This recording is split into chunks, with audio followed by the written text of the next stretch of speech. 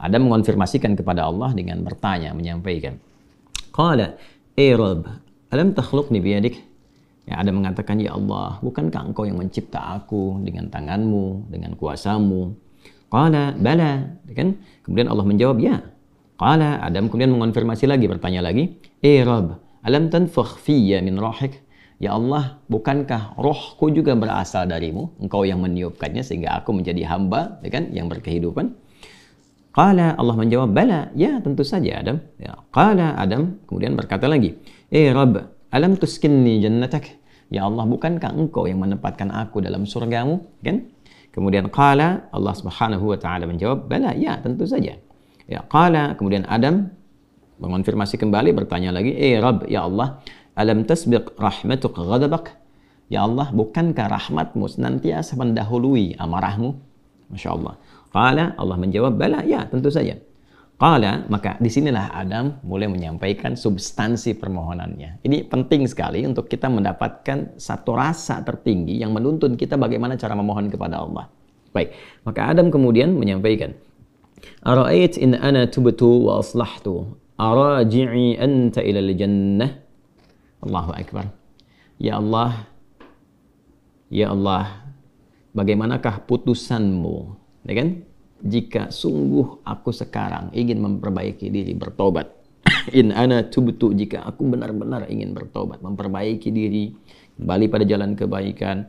Kemudian wa aslahtu, lalu setelah aku bertobat itu aku menata sisa hidupku untuk memperbaiki diri sehingga lebih baik daripada hari-hari sebelumnya, kegiatan sebelumnya, aktivitas dan perilaku sebelumnya. Arji anta ilal jannah, apakah engkau pun akan mengembalikan aku ke surga? Baik. Qala, Allah menjawab, na'am. Ya, tentu saja, kata Allah. Lalu kemudian di sini qala fahuwa qauluhu fatalaqa Adamu min rabbih kalimat. Maka inilah esensi dari firman Allah Subhanahu wa taala di ayat ke-37 di surah kedua Al-Baqarah. Apa yang ingin disampaikan oleh Ibnu Abbas radhiyallahu taala anhuma di riwayat ini? Nah, di riwayat ini ada dua poin yang sangat penting teman-teman sekalian, yang penting sekali untuk kita garis bawahi dan menjadi pedoman bagaimana cara kita bertobat dan memperbaiki diri. Ya, yang pertama, ada kesan yang tertangkap bahwa ketika Allah menurunkan ayat-ayat taubat, bukan sekedar pedoman yang isinya membimbing kita untuk menyesali, kemudian memperbaiki dan menata kehidupan lebih baik daripada sebelumnya. Tapi di situ juga tertanam nilai-nilai kesungguhan dan keikhlasan yang betul-betul kita mengharapkan karunia dan bimbingan Allah yang menyertai taubat kita itu. Jadi bukan sekedar, ya aku menyesal, ya Allah, aku menyesali perbuatan yang kurang baik, aku ingin memperbaiki diri, aku ingin menata lebih baik lagi. Bukan sekedar kalimat itu yang disampaikan, itu baik. Tapi lebih daripada itu, kalau kita ingin mendapatkan penerimaan terbaik di sisi Allah, kemudian tobat kita betul-betul diterima oleh Allah, yang dengan itu menanamkan ketenangan, kedamaian, dan bimbingan untuk memperbaiki diri, maka dalam memohon taubat itu sertakanlah permohonan rahmat Allah yang mengiringi taubat yang kita mohonkan kepadanya. Bisa dipahami ya? Baik ya?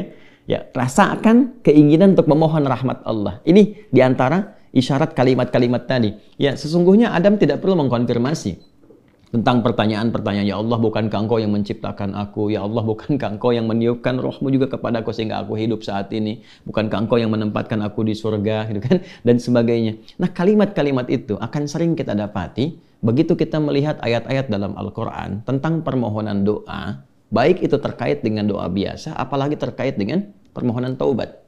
Kalau kita tarik ke kalimat-kalimat taubat, misalnya yang dimohonkan Nabi Isa alaihissalam untuk umatnya, ya ketika Allah menetapkan ini hukum, bagi yang melanggar akan dihukum begini, ya kemudian bagi yang taubat dia akan diberikan anugerah seperti ini, ya maka Nabi Isa alaihissalam terekam sempurna dalam Al-Quran menyampaikan, ya Allah, ya jika pun mereka ini berbuat salah, maka mereka ini hambamu. Ya, fa innahum ibadu, mereka hambamu ya Allah. Tapi engkau jika mengampuni mereka, gitu kan, maka sungguh engkaulah pemilik rahmat yang sempurna. Engkaulah pemilik kasih dan sayang yang sempurna. Jadi sentuhan-sentuhan itu yang menyertakan rahmat Allah dalam permohonan kita, itu yang lebih cepat mengguncang arasy dan memberikan kemudian pendampingan langsung dengan rahmat Allah itu pada taubat kita yang menjadikan taubat itu semakin sungguh-sungguh. Ini kunci utama. Jadi kalau saya panjang lebar menyampaikan, simpelnya begini. Kalau tobat jangan nanggung. Gitu. Ya, kalau tobat jangan nanggung, supaya tobatnya betul, tidak tobat kejadian lagi, tobat kejadian lagi. Maka caranya, ini kata Ibnu Abbas, sertakan rahmat Allah di dalamnya. Supaya rahmat Allah itu mengiringi kesungguhan taubat kita, penyesalannya tertanam dalam jiwa, setelah itu kita merasakan perubahan. Itu poinnya. Jadi kalau ingin cepat taubatnya diterima oleh Allah, rasakan rahmat Allah hadir di dalamnya, lalu tanamkan pada diri kita. Ya kan? Ya, dihidayahkan Allah yang menciptakan engkau. Allah memberikan jalan kepadamu, Allah memberikan nafas kepadamu, Allah memberikan waktu. Saat kamu akan berpulang. Kalau bukan karena rahmat Allah, bagaimana engkau berhadapan dengan Allah saat dihisab? Ya kan? Lalu kita balikan, ya Allah, engkau yang menciptakan aku. Engkau yang memberikan kehidupan kepadaku. Engkau yang memberikan jalan-jalan kepadaku. Sungguh dalam keadaan ini aku hambamu yang engkau maha tahu banyak berbuat maksiat. Tapi aku pun menyadari betapa besar rahmatmu yang melampaui murkamu. Maka dengan semua rahmat aku mohon, ya Allah, bimbing hamba untuk bertaubat, memperbaiki diri sebelum berpulang kepadamu. Nah, kalimat-kalimat itu dalam. Itu poin yang pertama. Ya? Jadi singkatnya itu, jika ingin bertobat, jangan nanggung, sertakan rahmat Allah di dalamnya sehingga membuat kita lebih serius dan lebih kemudian merasa ya dalam jiwa kita untuk kembali kepada Allah. Yang kedua, ada poin anugerah. Ya, orang-orang yang tobatnya serius, yang benar untuk memperbaiki diri, bukan sekedar formalitas dia bertobat ya dengan istighfar misalnya, walaupun di situ pasti ada jalan kebaikan. Nah, orang-orang kembali yang berusaha dengan serius tobat, dia memperbaiki diri, maka di situ mendapat jaminan dari Allah Subhanahu wa taala. Lewat dialog ini, Allah bukan hanya akan membimbing ia untuk memperbaiki dirinya lebih baik dari sebelumnya, lebih tenang, lebih damai, lebih nyaman. Jadi ingat ya, taubat itu hal yang pertama Allah berikan, itu bukan materi dunia dulu. Bukan kedudukannya langsung naik, begitu tidak. Ya, bukan materi bertambah langsung kaya, bukan ilmu langsung banyak, tidak. Yang diberikan kelapangan dulu. Ketenangan, kelapangan, kedamaian, dibersihkan yang kotor-kotornya, baru datang melimpah. Ya, baru datang melimpah. Anugerah-anugerah sesuai dengan pilihan hidup kita untuk beribadah dan sebagai bekal kembali kepada Allah. Nah, nanti kalau benar taubatnya dan memperbaiki diri, diberikanlah kelapangan itu, lalu ditempatkan di kondisi lebih baik dari sebelumnya. Ya, ini yang dimaksudkan kalimat di sini. Ya, ara'aitin ana tubtu wa aslahtu arajin anta ilal jannah. Ya Allah, jika memang aku betul-betul bertobat, betul-betul memperbaiki diri, menata jalan hidup, apakah engkau akan mengembalikan aku ke surga? Ya, maka apa yang dijawab oleh Allah? Ya, na'am, ya tentu saja, kamu akan dikembalikan. Tapi perhatikan cara Allah mengembalikannya. Ditempatkan di surga yang lebih baik dari surga pendahuluan sebagai tempat belajar sebelum turun ke bumi. Silakan perhatikan. Bukankah di surga saat Adam belum turun ke bumi, hanya untuk berlatih materi sebelum turun, ya apa yang harus kerjakan, harus tinggalkan. Bukankah di dalamnya ada ujian? Ya kan? Silahkan makan minum tapi jangan dekati yang ini, jauhi ini, lakukan ini, ya kan? Perintah dan larangan. Tapi surga yang akan ditempati saat kita kembali kepada Allah. Bagaimana wujudnya? Bagaimana sifatnya? Allahu Akbar, jannatun na'im, semuanya kenikmatan. Nggak ada larangan lagi, nggak ada perintah lagi, semua tinggal nikmat saja. Berbeda dengan sifat yang pertama. Ya, artinya apa? Di sini diberikan kesan kepada kita, orang-orang yang bisa memperbaiki dirinya, selain hidupnya lebih damai, lebih tenang, lebih nikmat dibandingkan saat ia larut dalam maksiat. Anda punya harta, ya dihasilkan dari harta yang haram, yang riba, yang korupsi, yang menipu dan sebagainya. Lalu sadar, ya dari judi dan macam-macam, sadar tuh. Lalu ditaubati tuh. Begitu tobatnya benar dan memperbaiki diri, awal-awal itu nggak mudah karena harus melepaskan kebiasaan. Melepaskan gaya. Gaya kan bandingannya dengan tekanan kan. F berbanding lurus dengan P kan. Ya, gaya berbanding lurus dengan tekanan kan. Artinya semakin gaya, banyak gaya semakin tertekan kan. Ya. Nah, ketika itu dilepaskan, tekanan kan tinggi juga. Ya, tapi apa yang terjadi? Balasannya ketenangan setelah itu. Kedamaian. Setelah tenang, damai dibalik sama Allah tuh. Dibalik, diperbaiki hidupnya. Lebih enak lagi, lebih menikmati kehidupan, lebih berkah, lebih tenang, gak dikejar apa-apa. Yang paling menarik, pulangnya pun disambut. Allah perintahkan pada malaikat sambut dia. Dari mulai sakaratul mautnya. Langsung disambut dengan kalimat-kalimat ketenangan. Ya ayyatuhan nafsul mutmainnah. Hei jiwa yang tenang. Irji'i ila rabbika radiyatan mardiyah. Cepat balik kepada Rabbmu. Ya kan? Kembali kepada Tuhanmu. Dengan keadaan yang nyaman. Aku ridha dengan amalmu, engkau pun ridha dengan pemberianku. Kemudian apa? Fadkhuli fi ibadi wadkhuli jannati. Masuk dalam golongan hamba aku siapkan surga untukmu.